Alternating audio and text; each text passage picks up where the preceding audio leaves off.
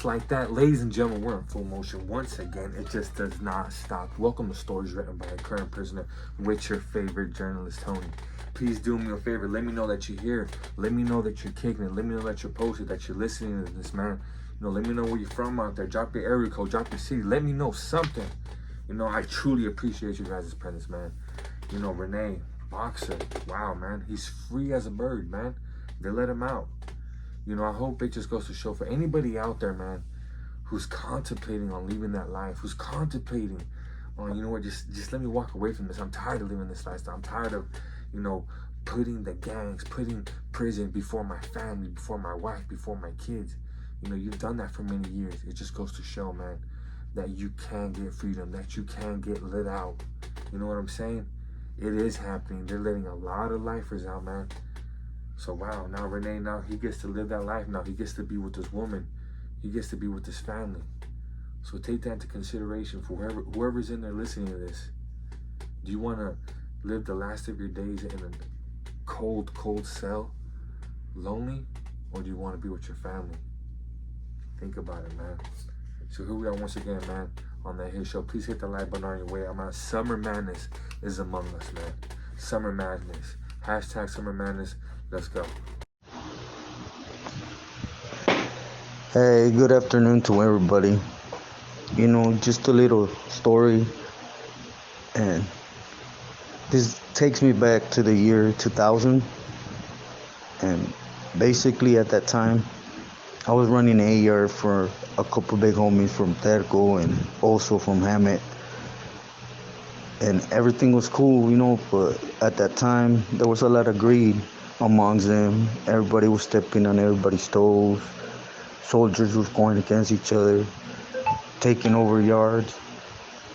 And at that time, I remember one day there was some cat from Maravilla that got there talking about he had word from Boxer to take over that yard.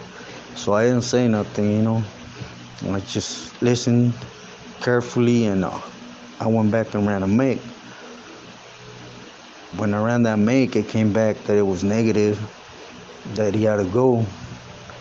So I remember I ran up in my building, went up in my cell, and threw on my blues, my state shoes, and I walked outside looking for the guy,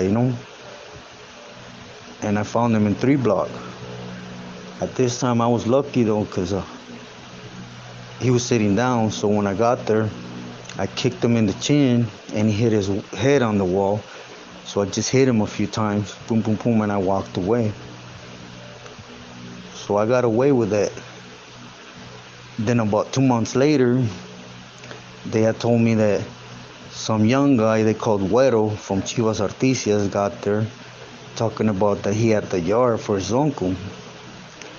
So I didn't think about it, the first 2-3 days, I tried to ignore him, just let him run his mouth. And then just one day, just approached him and I introduced myself to him. And I asked him, hey, who's giving you permission for this yard? Because I got the keys here for so-and-so and so-and-so. So he told me, well, my tío Boxer, from Articia, is giving me this yard. And everybody's okay with it. So I said, okay, firmes. If everybody's okay with it, and I got nothing to say about it. But, as every good Sureño knows, you have to run a make about everything that comes out of somebody's mouth, especially due to the things that were happening throughout the whole California system. And I went back and ran a make. A few days later, it came back that Boxer was just trying to step on their toes, that I was to remove them and to make sure I send a good message to Boxer. So I let another couple days slide by, And I remember I asked a good homie of mine that was on the yard with me. He was a good soldado. And we went out. We started strolling the yard. It was night yard. And we found the homie, So the homie ran in and he started booking him, and I ran right after him, and we started booking him. So we ended up removing him. At the same time, Güero had already had his little mesa going right there. So the rest of the camaradas removed that mesa from the yard. Well, we went to the hole, and I had Boxer mad. And at that time, it was worrying, because at that time Boxer had a lot of power. He had a lot of soldiers, and everywhere really. So he kept sending torpedoes after me, and Terco just kept telling me, anybody that presses a threat, ram through them, no buts or ifs, that's your yard. So at the time I hit the hole, and I had the hole for Terco, and I remember a guy came from Pelican Bay. They called him Cartoon from 18, and he's an OG, had been in Pelican Bay since they created the shoe and everything. And we went out to yard one day, to the concrete yard, and it was a fenced-in yard in Ironwood. And we just went at it, we went at it, and I removed them from the yard. So next thing you know, Boxer was a shady person, man, because next thing you know, I started getting a lot of threats. Your family this, your family's gonna get it. We know where you're from. The lucky part here is that, he could have thought I was from a million places, but I'm a Sureño from Northern California, so, and everybody, they basically knew me as another señor's son, That's how I started getting into politics, due to my first celly when I was in San Quentin. Well, throughout the years, I ended up stabbing Ham, and then I ended up doing a mission on a Colombian too, due to some politics.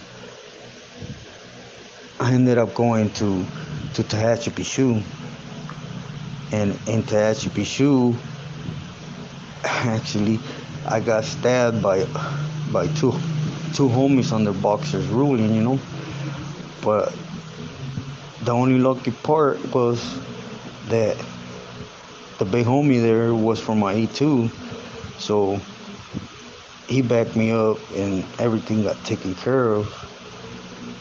It's just a trip, that I come to look around and I hear all these things about Boxer, and I start to believe, that a hardcore mobster like he was, because he had wars in every yard, just in Ironwood alone, before this happened with Huerito, on B yard, he had a paisa killed, and on D yard, he had the homies kill another homie from Orange County.